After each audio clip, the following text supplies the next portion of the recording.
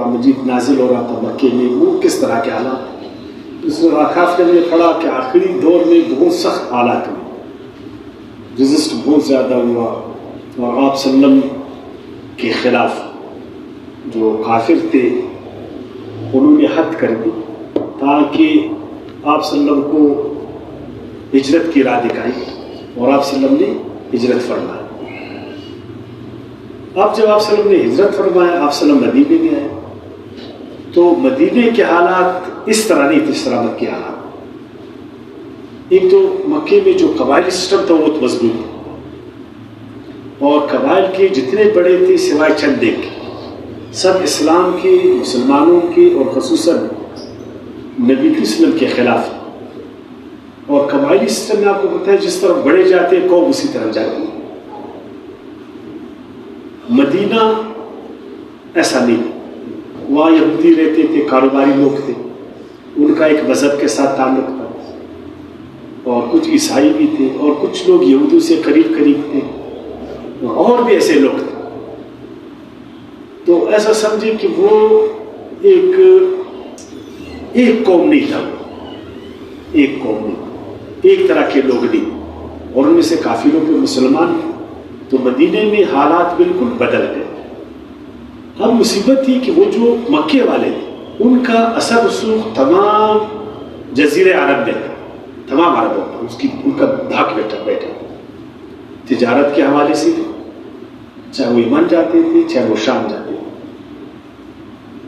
اور اسی طرح بیت اللہ کی وجہ سے بیت اللہ کی وجہ سے ان کا انکار. تو جب آپ صلی اللہ علیہ وسلم ادھر آئے انہوں نے چاہا کہ یہاں پر بھی مسلمانوں کو ہم چین سے نہیں بیٹھتے،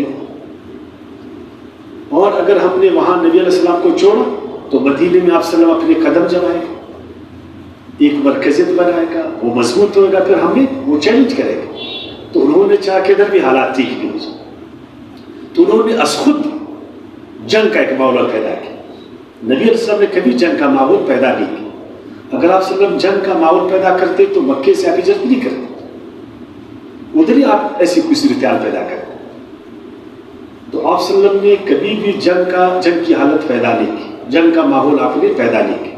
اور ایک حق پرست آدمی وہ کیوں جنگ کا ماحول پیدا کرے گا؟ وہ کیوں بدامنی چاہے گا؟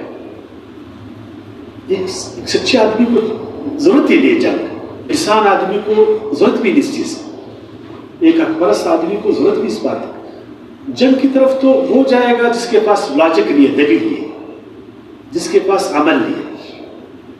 جس کے پاس دلیل ہے، جس کے پاس عمل ہے، جس کے پاس اخلاق ہے، جس کے پاس سارا کچھ ہے، وہ کیوں جنگ کی طرف جائے گا؟ تو آپ صلی اللہ علیہ وسلم نے جنگ سے گریز کیا، آپ مدینے میں آئے، مگر ان لوگوں کو پتہ چلا کہ آپ صلی اللہ علیہ وسلم جب وہاں پر جائیں گے تو آپ اور مضبوط ہو جائیں گے. آپ کا اخلاق جو دین آپ کو دیا گیا ہے اور وہ ماحول وہ خود آپ کو لیڈر بنائے گا، اور پھر آپ کی قیادت کو چیلنج کرنا یہ آسان نہیں رہے گا. تو انہوں نے وہاں جنگ کا ماحول پیدا کیا. تو اب اللہ تبارک تعالیٰ نے اس سورہ کریمہ کا نام سورہ محمد رکھا، کیونکہ ابھی اس میں محمد صلی اللہ علیہ وسلم ایک لیڈر کے طور پر ابھر ہے. اب توجہ کا مرکز آپ صلی اللہ علیہ وسلم کی ذات اقدس پر ہے، اور آپ صلی اللہ علیہ وسلم کی جو ذات اقدس ہے وہ آگے جا کر کہ وہ ایک مرکزی حیثیت پیدا کر. اور واقعی میں ایسا ہو، جب مدینے میں آپ آئے تو آپ صلی اللہ علیہ وسلم جو ہے وہ لیڈر بنے گے، وہ لیڈر بنے گے. آپ کی اس قیادت سے، اس سیادت سے ان میں خوف پیدا ہوگا.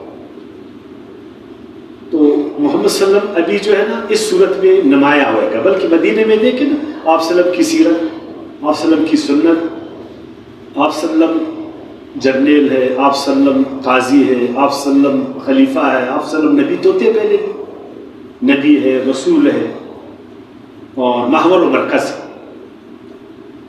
تو اس صورت کا نام اسی لیے سورہ محمد رکھا ہے کہ محمد صلی اللہ علیہ وسلم جو ہے ابھی مدینے میں اس طرح نہیں رہا جس طرح مکے میں. مکے میں تو وہ جو کچھ کرتے تھے وہ اس کے آگے کانٹے بھی بچاتے تھے، اس کو تکلیف میں پہنچاتے تھے. مگر مدینے میں بھی ایسا کوئی سوچے نہیں کہ کہ آپ صلی اللہ علیہ وسلم کے ساتھ ایسا ہوا. اس سورہ کریمہ اس کی بھی کتاب بسم اللہ الرحمن الرحیم، تاکہ اس صورت سے بھی ہم اللہ تعالیٰ کی رحمانیت اور رحیمیت کو سمجھیں اور ان تعلیمات سے اللہ کی ان مہربانیوں کو ہم حاصل کریں اور اس قابل بنیں. اس لیے بسم اللہ الرحمن الرحیم سے اللہ نے فرمایا سورت کی بھی ابتدا ہے. اور اللہ تعالیٰ جس طرح رحمان رحیم ہے، اس رحمانیت اور رحیمیت کا جو مظہر ہے، جو مظاہر ہے، وہ آپ کو ہر جگہ ملے گی. اس صورت میں بھی ملے گی. اگر جس میں جنگ، بعض وقت ایسا ہوتا ہے کہ جنگ میں بھی بہت سارے انسانوں کا فائدہ ہوتا ہے. یعنی اگر حق غالب آ جائے جنگ میں باطل پر، تو آپ ذرا اندازہ کتنا فائدہ ہے. اور باطل سب کو معلوم ہے بلا جنگ بلا زور وہ راستے کو چھوڑتا بھی نہیں.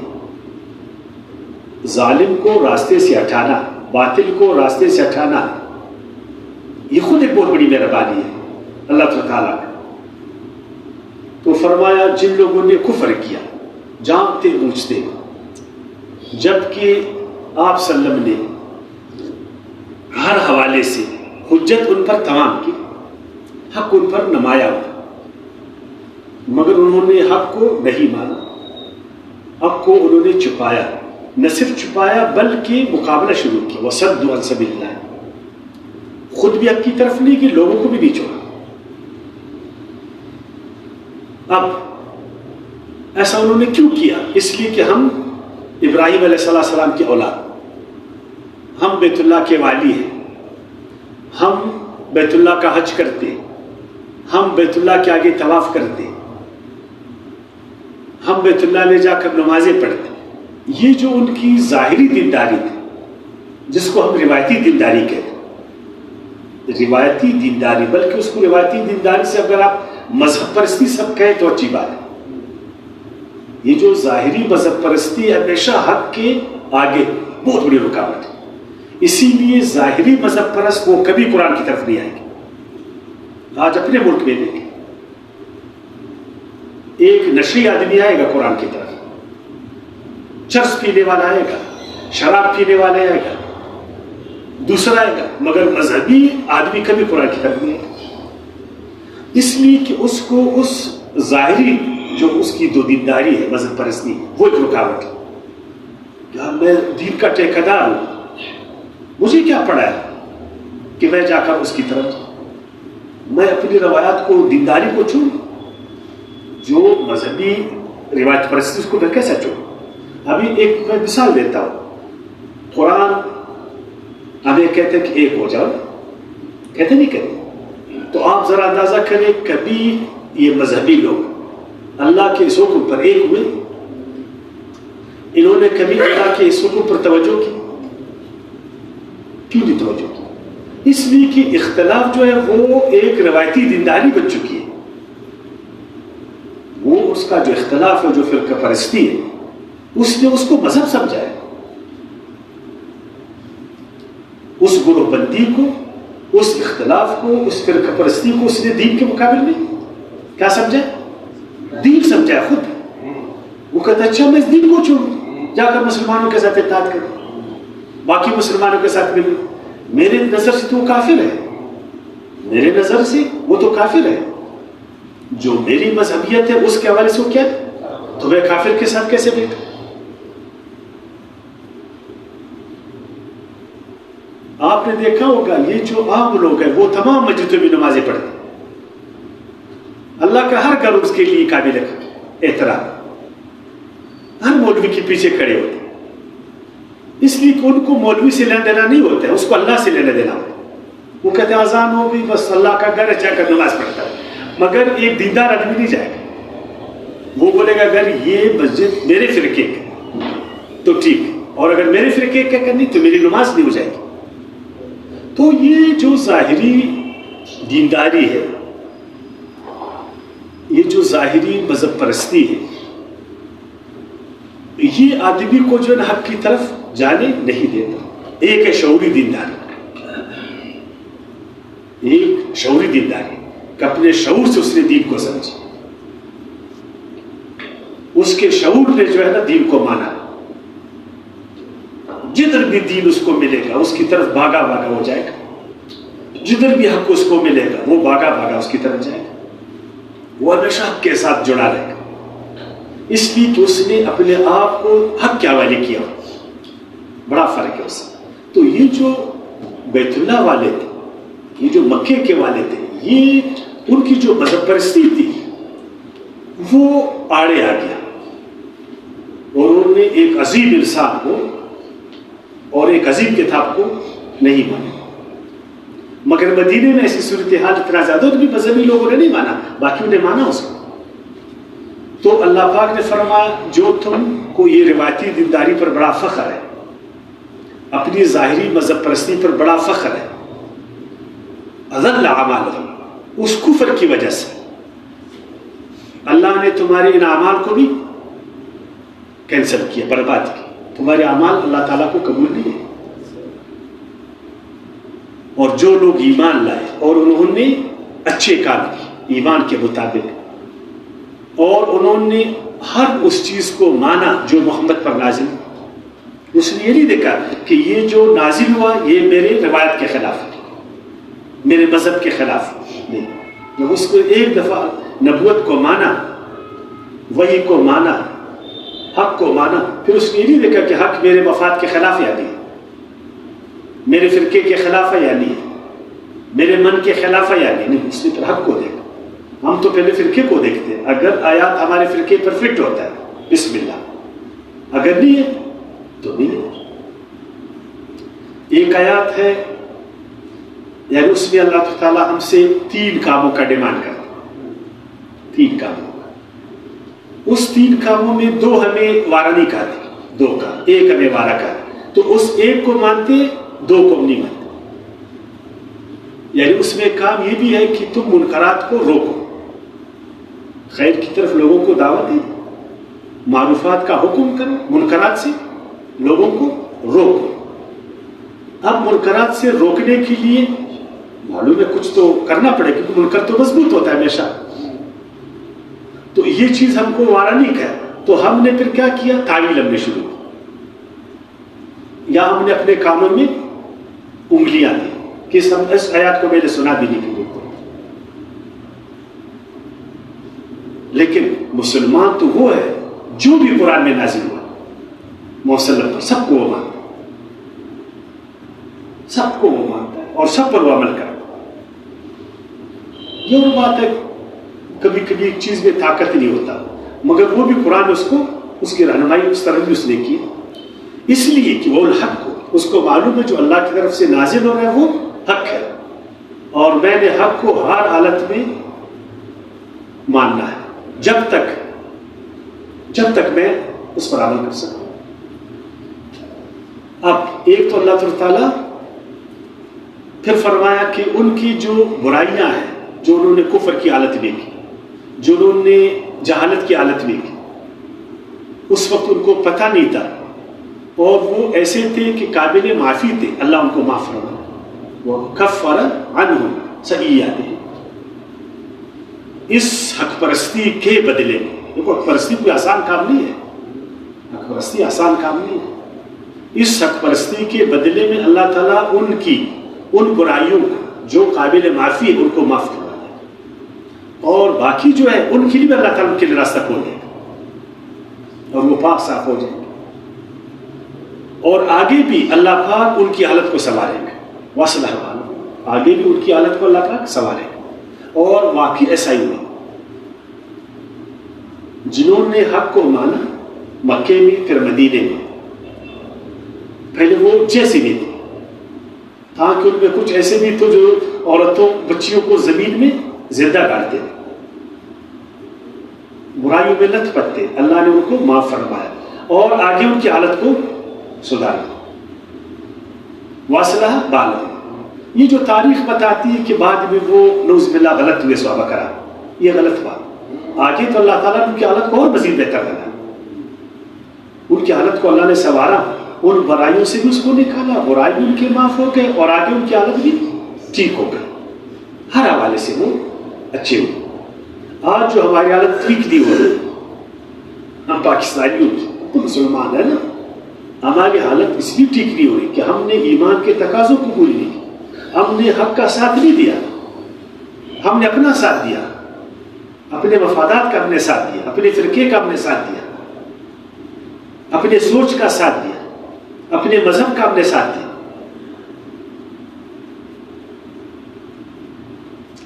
وہ جو ہم نے گناہ کی تھی وہ بھی پیٹھ پر، اور آگے حالت مزید ٹھیک نہیں ہوگی۔ اور جس دن ہم حق پرستی کی طرف آئیں گے اور پورے قرآن پر ہم ایمان لائیں گے، جس طرح لایا ہے، اور پورے قرآن پر ہم عمل کرنے کے لیے تیار رہیں گے، تو ہم دیکھنا ہماری حالت ٹھیک ہو جائے گی کہ ہو جائے گی۔ یہ جو آج ایسے حالات ہیں جس کو ہم برے حالات کہتے ہیں، اچھے حالات تو نہیں ہے نا، اس سے بڑھ کر بری حالت اور کیا ہوگا؟ ہم سب کا اخلاق برباد ہے، تباہ۔ جس قوم کا اخلاق خراب ہو جائے، اس سے بڑھ کر کوئی بری حالت ہوئی؟ ہر چیز پیدا ہو سکتی ہے، اخلاق۔ تو اللہ پاک ہمارے اخلاق کو ٹھیک کرے گا۔ صرف ہم اخلاق ٹھیک ہو جائے نا ہمارے پاکستان میں، آپ کے 90% مسائل حل ہوئے، 90% مسئلہ حل ہوئے، صرف اخلاق ٹھیک ہو جائے، آپ کردار والے ہم بن جیسا۔ مگر یہ تو حق پرستوں کا ہوئے گا، باطل پرست کا تو نہیں ہوئے گا۔ جو حق کا شیدائی ہے، جو حق کا وہ ہے پرستار ہے۔ کیوں؟ یہ اس لیے کہ جو لوگ کافر ہیں انہوں نے باطل کی پیروی کی، اور جو ایمان والے انہوں نے حق کی پیروی کی۔ ایک نے باطل کی پیروی کی، باطل غلط، رانگ، اور حق صحیح، یعنی یہ ایک صحیح بات ہے، یہ ایک صحیح عمل ہے۔ اب دیکھیں، سچائی، سچ بولنا، یہ ایک برحق عمل ہے یا باطل عمل ہے؟ برحق عمل ہے۔ اور جھوٹ بولنا یہ ایک باطل عمل ہے۔ صرف ہم لوگ یہ طے کریں کہ ہم سچ اور سچائی کے ساتھ خود بھی سچ بولیں گے اور سچائی کا ساتھ دیں گے، خود بھی جھوٹ نہیں بولیں گے اور جھوٹ کا ساتھ بھی نہیں دیں گے۔ یہ اخلاق ہے۔ اس کے لیے قوم تیار ہے، کیونکہ وہ روایت پرستی جو ہے نا، وہ جو اس نے ایک روایتی دین کو اپنایا وہ اس کو نہیں چھوڑتا۔ بولتے یار ایک نمازی کے لیے سچ بولنا، صبح نماز پڑھ رہا ہوں، پھر پڑھ رہا ہوں، پھر پڑھ رہا ہوں، پھر پڑھ رہا ہوں، میں کیوں سچ بولوں؟ اتنے میں نے عمرے کی، اتنے میں نے حج کی، میں کیوں جھوٹ کو چھوڑوں؟ میں کیوں جو ہے نا رشوت خوری کو چھوڑوں؟ الحمدللہ کلمہ پڑھتا ہوں، مسلمان آدمی، سفید کپڑے میں نے پہنا، وضع کا سارا مسلمانی، میں خون ریزی کو کیوں چھوڑوں؟ اب وہ روایت پرستی اس کو نہیں چھوڑ۔ اگر وہ حق پرستی پر آ جائے مسئلہ آسان۔ اللہ پاک ان کی گناہوں کو اس لیے معاف فرمائے گا اور ان کی حالت کو ٹھیک کرے گا کہ وہ حق پرست ہے۔ تو معلوم ہو کہ صحابہ کرام حق پرست تھے، اور جو دوسرے تھے وہ حق پرست نہیں تھے۔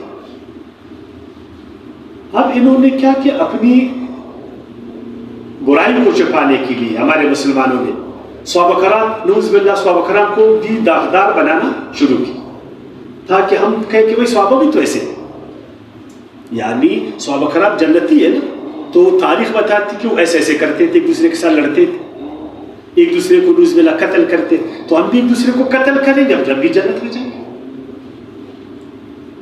انہوں نے ایک دوسرے کو قتل کیا، جنت میں گئے، انہوں نے ایسا کیا، جنت، تو ہم بھی کریں گے، ابھی جنت میں جائیں گے۔ اب اپنی برائی کو چھپانے کے لیے صحابہ کرام پر جھوٹ باندھا، اصول پر جھوٹ باندھا، اس سے تو ہم نہیں بچ پائے۔ اس طرح اللہ پاک بیان کرتا ہے لوگوں کے لیے مثالیں، تاکہ مثالوں سے ان کو سمجھائے، عمل سے ان کو سمجھائے، پریکٹیکلی ان کو سمجھائے۔ اے مسلمانوں، ابھی آپ کو یہ نہیں چھوڑیں گے جو باطل لوگ، یہ ہمیشہ حق کے مقابل میں آئیں گے، کیونکہ حق سے ان کو خار ہے۔ ایک ظالم آدمی کو حق وارا نہیں کہتا، ایک مفاد پرست آدمی کو حق وارا نہیں کہتا، حق تو ایک اچھے انسان کو وارا کہتا۔ تو یہ ابھی آپ کو چھوڑیں گے نہیں، مگر تم بھی ان کو نہیں چھوڑنا۔ باطل کے آگے جھکنا نہیں ہے، باطل کو گریبان سے پکڑو اگر وہ تمہاری طرف آ رہا۔ اور جب بھی مقابلہ باطل کے ساتھ ہو جائے یاد رکھنا پیچھے نہیں اٹھنا مسلمانوں، ورنہ وہ شیر ہو جائے گا تم، اور اگر باطل ایک دفعہ شیر ہو گیا نا پھر تمہارے سر پر سوار ہے۔ ہمارے ملک میں کیا ہے یہ جو ایک یعنی اس زمانے سے لے کر آج تک ایک طرف سے اچھے لوگ ہیں، بہت سے اچھے لوگ ہیں، پاکستان میں اچھے لوگوں کی کمی نہیں ہے، مگر دوسری طرف سے برے لوگ ہیں۔ ان برے لوگوں کو ہم لوگوں نے موقع دیا، اچھے لوگوں نے اچھے لوگوں سے ڈر گئے، اچھے لوگوں نے ان کے آگے جھک گئے اور وہ شیر ہو گئے۔ کیا ہوگا ان کی تعداد 1% ہوئے 2% ہوئے، اگر ہم 24 کروڑ ہے تو وہ 24 لاکھ بھی نہیں، 1 لاکھ بھی نہیں، میں تو کہتا ہوں 24,000 شاید نہیں ہو جائے، شاید 24,000 بھی نہیں، مگر وہ پر شیر ہو گئے۔ اب اگر ابو جہل اس کے باوجود کہ آپ صلی اللہ علیہ وسلم نے علاقہ بھی اس کے لیے چھوڑا اور وہ بدماشی کرے گا آئے گا پھر اس کو چھوڑنا نہیں ہے۔ وَإِذَا لَقِيتُمُ الَّذِينَ كَفَرُوا فَضَرْبَ الرِّقَابِ، پھر ان کی گردنوں کو مار دو تاکہ باطل جو ہے نا مٹ جائے، ختم ہو جائے۔ باطل کو اپنے سر پر سوار نہیں کرو، پھر وہ تمہارے کندھوں سے سر سے نیچے نہیں اترے گا، یاد رکھنا۔ اگر ایک دفعہ سر پر اس کو سوار کیا پھر وہ سر سے نیچے نہیں اترے گا، پھر اس کو اتارنا بڑا مشکل ہے، اس کو چڑھا ہوئی نہیں ملے۔ جب وہ چڑھنے کی کوشش کرے اس کے پیروں کو کاٹا کہ ہمارے سر پر سوار نہیں ہو جائے۔ یہ ہمارے ملک کے بڑے بڑے جاگیردار، یہ دوسرے یہ تیسرے، اگر اس وقت ہم ان کو سر پر نہیں چڑھنے دیتے تو آج ہماری حالت ہوتی۔ ہندوستانیوں نے ان کو سر پر نہیں چڑھایا اور آج وہ جو ہے نا وہاں پر شیر نہیں ہے، ہم نے ان کو سر پر چڑھایا، اب یہ شیر ہو۔ تو باطل جو ہے نا، باطل اگر حق پر حملہ ہو اور وہ حق کو کریش کرنے پر اتر آئے تو پھر حق پرستوں کو چاہیے کہ باطل پرست کو چھوڑے نہیں، اس کا گردن مار دیں۔ خیر آج تو اس صورتحال نہیں ہے، آج ہم لوگ قانون کے دائرے میں، آئین کے دائرے میں، جمہوری انداز میں ان کا گردن مار سکتے ہیں، صرف ان کو ووٹ نہیں دیں بس۔ ووٹ ان کی پارٹی کا ہم لوگ ممبر نہیں بنے، اس کو برے کاموں میں فیور نہیں کریں، اس برائی میں اس کا ساتھ ہم نہیں دے دیں، اس کی گردن ٹوٹ جائے گی۔ ابھی تو تلوار کا وہ تو نہیں، ابھی نا ابھی ایک ریاست میں دوسری ریاست تو نہیں بن سکتی۔ صرف آپ ہم مسلمان پاکستان کے نا، ہم باطل کا ساتھ کسی صورت بھی نہیں دیں گے، آئین اور قانون کے دائرے میں، شریعت کے دائرے میں، تو کیا ہوگا؟ گردن اس کا ٹوٹ جائے گا۔ اور اس زمانے میں سرعام جنگ کرتے تھے، تلواریں اٹھاتے تھے، تو جب وہ تلوار اٹھائے اور آپ کی طرف آ جائے پھر اس کو چھوڑنا نہیں ہے، پھر ڈرنا نہیں ہے، پیچھے بھاگنا نہیں ہے، پیچھے ہٹنا نہیں ہے۔ یہ حق پرستی پھر نہیں ہے، خود پھر باطل پرستی ہے۔ پھر اس کا مطلب ہے تمہارا نفس تمہارا خدا ہے، تم ڈر گئے اور تم باطل کے حضور میں جھک گئے، ابو جہل کے آگے تم سرنڈر ہو گئے، پھر تم مسلمان نہیں ہے۔ پھر ایسا نہیں کرنا، خیال کرنا۔ تو صحابہ کرام ان آیاتوں کو پڑھ کر انہوں نے مقابلہ کیا، ان کی گردنوں کو مارا، نہ صرف گردنوں کو مارو، حتی اذا اسخنتموہم فشدوا الوثاق، کیونکہ حق وہ حق پرستی وہ جنگ کا درس نہیں دیتے۔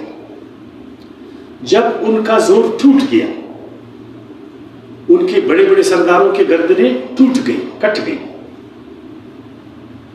جنگ کا زور ٹوٹ گیا، اب ان کو پکڑو، مضبوطی کے ساتھ پکڑو، ان کو قید کرو اور سختی کے ساتھ۔ اس کے بعد پھر کیا کرو؟ اس کے بعد یا تو ان پر احسان کرو، کیونکہ ابھی زور تو ان کا نہیں رہا، یعنی انقلاب آ گیا، حق غالب آیا، باطل مٹ گیا، اب ان پر احسان کرو۔ یہ حق پرست یعنی وہ تمہارا سر کا دشمن ادھر سے آیا ہوا ہے تم کو کرش کرنے کے لیے، مگر وہ ہار گیا۔ ان کے جو سرغنے تھے ان کی گردنیں ٹوٹ گئی، دوسرے لوگ پکڑے گئے، ابھی اسلام کہتے احسان کرو ان پر، احسان کرو، چھوڑ دو، جنگی قیدی ہے نا ان کو چھوڑو، یا ان سے جنگ کا تاوان لے لو پھر ان کو چھوڑو، حتیٰ تضع الحرب اوزارها، مگر یہ اس وقت کہ ان میں جنگ کا زور نہ رہے، اور آگے بھی ان میں جنگ کا زور نہ رہے، اور وہ جنگ کے قابل نہیں بنے۔ پہلے زمانے میں کیا ہوتا تھا؟ اب دیکھیں، اسلام سے پہلے وہ جنگیں کرتے تھے، پھر وہ جنگ کے بعد ایک دوسرے کو غلام بناتے تھے، جب قیدی ہاتھ میں آ جاتے تھے ان کو کیا کرتے تھے؟ غلام بناتے تھے، ان کی عورتوں کو باندیا بناتے تھے، اور ان کا مال سارا لوٹ لیتے تھے، ایک لوٹ مار مچ جاتا تھا۔ اسلام نے غلامی کو پسند نہیں کیا، بھلے وہ تیرے سر کا دشمن ہے، آپ اس کو غلام نہیں بنا سکتے، وہ آیا ہے تیرے ساتھ جنگ کر رہا ہے، مگر وہ کمزور ہو گیا، اب کیا تم کمزور آدمی کو مزید ذلیل کرتے ہو، اپنا غلام بناتے، اس کو حیوان بناتے؟ نہیں، اسلام اس کی اجازت نہیں دیتا۔ جنگ کے بعد دو صورتحال، یا تو جنگ کا تاوان اس سے لے لو، مگر یہ اس وقت کہ اس کا زور ٹوٹ جائے، زور اس کا ٹوٹ جائے جب وہ یعنی جنگ کرنے کا قابل نہیں بن جائے، اور آپ کو پختہ یقین ہو جائے کہ اب یہ جنگ کرنے کے قابل نہیں ہے، اب ان کو تم نے آزاد کر دیا۔ یہ جو بعد میں ہم لوگ غلام بناتے تھے، یہ اس آیات کے خلاف ہے۔ آیات نے واضح کیا کہ اس کو غلام نہیں بنا سکتے، غلامی ختم، جو پہلے غلام تھے ان کو بھی آزاد کرو، جو پہلے غلام تھے ان کو بھی کیا کرو؟ آزاد کرو، ثواب ہے اس کے، اور صحابہ کرام کو آزاد کیا۔ یہ جو بعد میں مسلمانوں نے بہت سارے غلام بنائے، ٹھیک ہے، یہ پہلے تو یا تو یہ تاریخ غلط ہے، اور اگر واقعی میں ایسا ہی ہے تو پھر یہ اس آیت کے خلاف، اور آج بھی کہتے ہیں کہ جب ہم جنگ کریں گے لوگوں کو پھر ان کو غلام بنائیں گے، ان سے یہ ٹھیک نہیں۔ اسلام جو ہے وہ انسانوں کو احترام دینے کا دین ہے، یاد رکھنا، چاہے وہ تیرے سر کا بھی دشمن ہے، آپ کو اس کو احترام دینا ہے۔ اگر وہ جنگ کرتے آپ اس کا جنگ کریں، جب جنگ کا زور ٹوٹ جائے اس کو غلام نہیں بنائے، اس کو باندیا آپ نہیں بنا سکتے، جو پہلے وہ بھی آزاد کر دیا۔ یہ امن کا دین ہے، یہ سلامتی کا دین ہے، اور اسی دین نے اس رویے نے، اس اخلاق نے تمام عربوں کو اپنا گرویدہ بنایا۔ جدھر بھی مسلمان جاتا تھا اس آیات پر عمل کرتا تھا، لوگ جو ترجو مسلمان ہوتے کہ بھائی پہلے تو جنگوں میں غلام بنتے تھے، ہماری عورتیں باندیاں بنتی تھیں، مگر ابھی ہم آزاد ہو گئے، ہم پر احسان ہوا، قصور بھی ہمارا، ہم شکست کھا گئے، مسلمانوں نے ہم کو آزاد کیا، اگر تاوان لیا تو تاوان لیا، ورنہ ہم لوگوں کو آزاد کیا، تو وہ جو ترجو مسلمانوں کو، اس لیے کہ رحم، یہ رحم کا دین، مہربانی کا دین، امن کا دین، سلامتی کا دین۔ ہاں یہ ہے کہ باطل کے آگے جھکنا نہیں ہے، باطل کے زور کو توڑنا ہے، باطل کو اپنے سر پر سوار نہیں ہونے دینا ہے، اور جب باطل ٹوٹ گئی پھر اس کو جو ہے نا غلام نہیں بنا، کیونکہ پھر ہم دونوں میں کیا فرق ہوا؟ پہلے وہ ہمیں غلام بناتے تھے جب ہم کمزور تھے، اور جب ہم زوراور ہو گئے ہم نے ان کو غلام بنایا۔ پہلے جب وہ زوراور تھے ہم کو لوٹتے تھے، ابھی جب ہم زوراور ہو گئے ان کو ہم لوٹے، پھر کیا فرق ہوا؟ نہیں، بہت بڑا فرق ہے حق اور باطل میں۔ حق جو ہے وہ اسلام، یہ اخلاق کا دین ہے، وہ غلط کو ہمیشہ غلط ہوا، مگر افسوسناک مسئلہ ہے کہ ہم نے خود آیاتوں پر عمل نہیں کیا، اور آج کہتے ہیں کہ اسلام زور پر آیا، اسلام تلوار سے آگے نکلا، یہ وہ